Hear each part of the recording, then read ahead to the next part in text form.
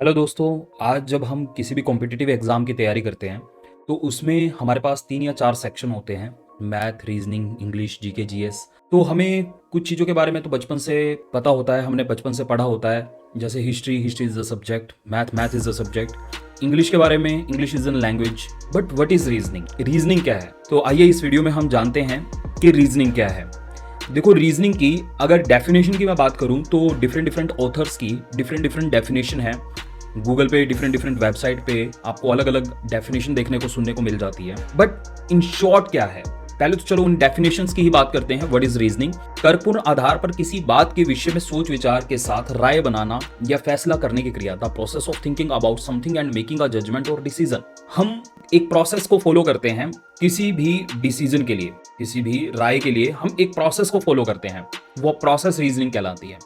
या फिर मैं एक और डेफिनेशन की बात करूं, the process by which you can make conclusion from facts. आपके पास कुछ फैक्ट्स गिवन होते हैं, आप उन फैक्ट्स के आधार पर, उन फैक्ट्स को लेकर के एक प्रोसेस यूज करते हो सो दैट कि आप कुछ कंक्लूजन निकाल सकें, आप किसी निष्कर्ष पे पहुंच सके। वो जो प्रोसेस कहलाती है, जो हमने इंप्लीमेंट की है to derive conclusion from facts, ये प्रोसेस कहलाती है रीजनिंग। लेकिन तब भी मुझे लगता है कि कुछ ना कुछ तो कमी रह ही जाती है, कि अभी भी बच्चों को लगता है कि यार नहीं, इतना अच्छा नहीं क्लियर हुआ। चलिए और आगे बढ़ते हैं। एक और डेफिनेशन है, it is an application that is used to solve our day to day problem. ये एक ऐसा एप्लीकेशन है जिसका उपयोग हमारी दिन प्रतिदिन की समस्याओं को हल करने के लिए किया जाता है। मैंने आपको ये डेफिनेशन इसलिए दिखाई क्योंकि कहीं पर भी ये मेंशन नहीं होता reasoning is a subject, because it's not a subject. अगर मैं इन शॉर्ट की बात करूं या इस डेफिनेशन की बात करूं, इस डेफिनेशन लिखा हुआ इट इज एन एप्लीकेशन। ये एक एप्लीकेशन है। हमारी डेली लाइफ में जो भी प्रॉब्लम आती हैं उनको हम सोल्व करते हैं इस एप्लीकेशन के थ्रू, इस एप्लीकेशन के माध्यम से। तो कहीं पर भी ये मेंशन नहीं है कि reasoning is the subject, reasoning is the process, reasoning is an application but is not a subject.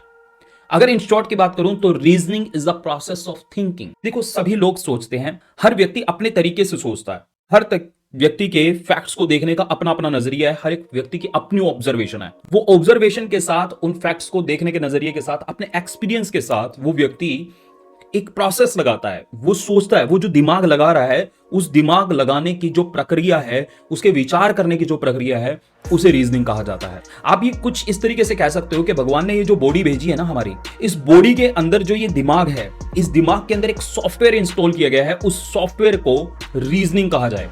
जैसे कंप्यूटर के अंदर, कंप्यूटर इज ना हार्डवेयर, वो जो हार्डवेयर मशीन है उसके अंदर एक ऑपरेटिंग सिस्टम, विंडोज, आपके मोबाइल के अंदर एक एंड्रॉइड सिस्टम, ताकि वो सारे के सारे जो भी उस हार्डवेयर के अंदर इक्विपमेंट अटैच हैं वो प्रॉपरली वर्क कर पाए। जो ये हमारा दिमाग काम करता है, इस दिमाग को जो काम करवाने का काम करता है वो रीजनिंग है। Reasoning is an application, is a kind of software जो इंस्टॉल किया गया है। उस सॉफ्टवेयर की पावर को हम बढ़ाते हैं ऑन रेगुलर बेसिस। डेली हम जितनी भी प्रॉब्लम्स को सोल्व करते हैं उतने हम परिपक्व होते हैं। सो उम्मीद करता हूं कि आप लोगों को रीजनिंग के बारे में कुछ आइडिया हुआ होगा। अब हम रीजनिंग लगाते कैसे हैं ये सबके ऊपर निर्भर करता है। अच्छा, रीजनिंग को डिफरेंट नेम से भी जाना जाता है। रीजनिंग एबिलिटी, तार्किक अभियोग्यता, जनरल इंटेलिजेंस, सामान्य बुद्धिमत्ता, जनरल एप्टीट्यूड, सामान्य योग्यता। ये एक ही बात है। इन डिफरेंट एग्जाम आप लोगों को कहीं रीजनिंग एबिलिटी, कहीं जनरल इंटेलिजेंस, कहीं जनरल एप्टीट्यूड लिखा हुआ मिलता है। तार्किक क्षमता भी कहा जाता है। अब जब हम रीजनिंग अपनी रियल लाइफ में लगाते हैं, ये जो हम एप्लीकेशन का, ये जो प्रोसेस ऑफ थिंकिंग, जो हमारी प्रोसेस हम लगाते हैं, इसके मैं आपको कुछ एग्जांपल देता हूं। मान लीजिए आपको अपने दोस्त के घर पे जाना है। सपोज करो आपका दोस्त रहता है मैसूर में और आप बिलोंग करते हैं बेंगलुरु। आप बेंगलुरु से मैसूर जा रहे हैं, तो देखो there are so different ways to reach Mysore. Mysore तक जाने के कई रास्ते हैं। उसमें हर व्यक्ति अपना अपना दिमाग लगाएगा, अपने अपने कंफर्ट के हिसाब से। किसी को जल्दी पहुंचना होगा, कोई बस से जाएगा, कोई ट्रेन से जाएगा, कोई बाय एयर जाएगा। So that's the reasoning. कोई शॉर्टेस्ट पाथ फॉलो करेगा, कोई उसको लॉन्ग ट्रिप की तरह एंजॉय करेगा। चलिए एक और एग्जांपल से समझते हैं कि मान लीजिए आपको कैश जमा करवाने के लिए बैंक में जाना पड़ता है। आमतौर पर सभी लोग बैंक विजिट करते हैं, कैश जमा करवाने के लिए विजिट करते हैं।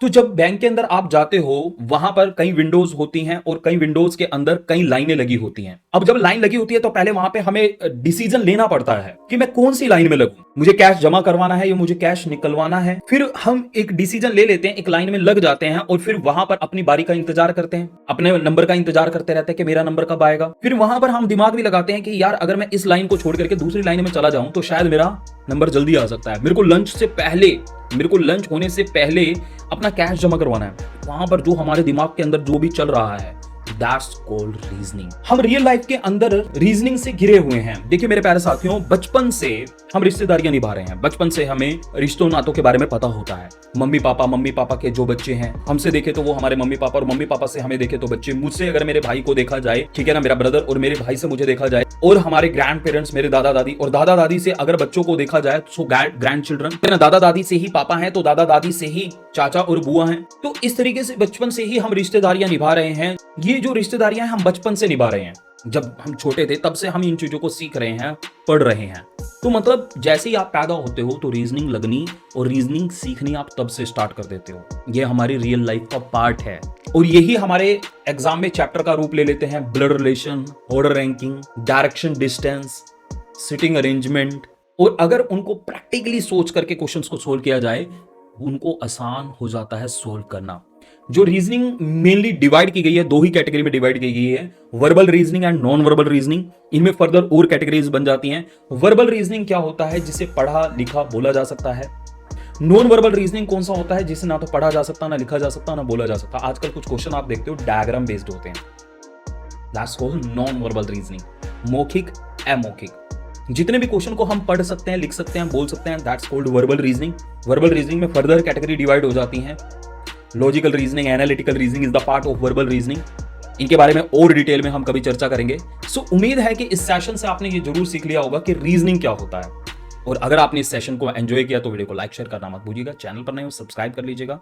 सभी को राम राम, प्रणाम, जय हिंद मेरे प्यारे साथियों।